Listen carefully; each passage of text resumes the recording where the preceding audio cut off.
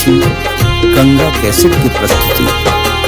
हे सखी एले शिवरात्रि चलो मैं नांगन, गौरी हाथ मेहंदी रचाओ। हे सखी एले शिवरात्रि चलो मैं नांगन, गौरी हाथ मेहंदी रचाओ। हे सखी एले शिवरात्रि चलो मैं नांगन, गौरी हाथ मेहंदी लगाओ।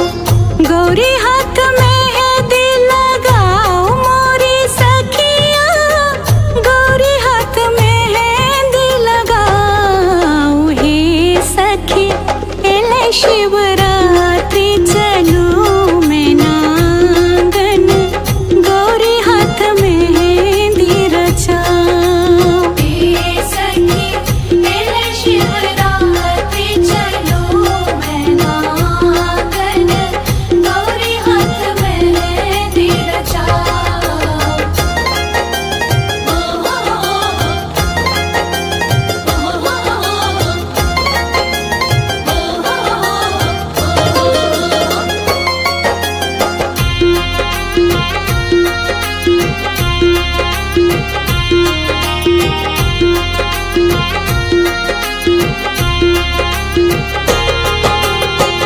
पैरक पायल रुन झुन बाजे, गौरी हाथ कंगन पहिराओ। हे सखी पैरक पायल रुन झुन बाजे, गौरी हाथ कंगन पहिराओ। हे सखी काजर लगा का गौरी धिया के, सब मिली नजर उतारो। हे सखी एले शिवरात्रि चलो मैं नांगन, गौरी हाथ मेहंदी रचाओ। हे सखी एले शिवरात्रि चलो मैं नांगन, गौरी हाथ मेहंदी लगाओ।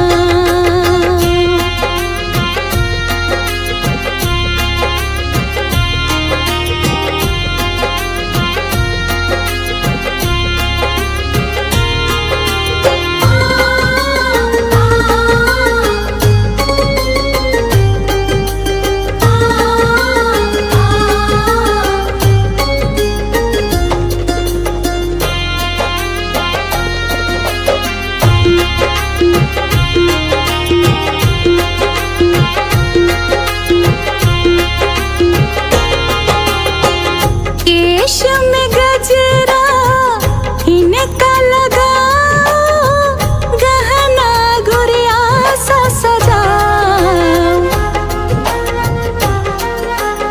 आहे सखी केस में इनका गजरा लगाओ, लाल लाल चुनरी ओढ़ाओ। हे सखी सब मिलिया अपन गौरी धिया के, माथ पर टीका लगाओ। हे सखी एले शिवरात्रि चलो मैं नांगन, गौरी हाथ मेहंदी रचाओ।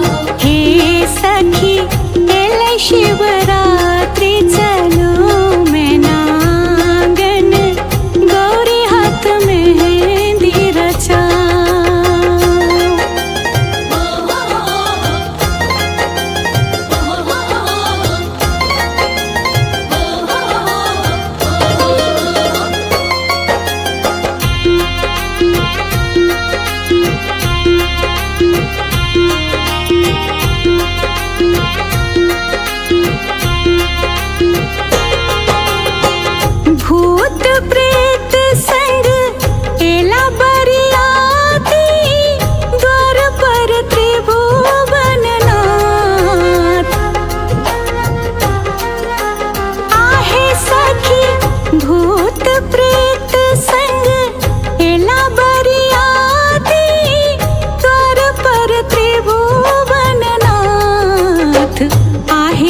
आँखी कोना का परिच थीन मैना रानी नगवा छोरैया फुफकार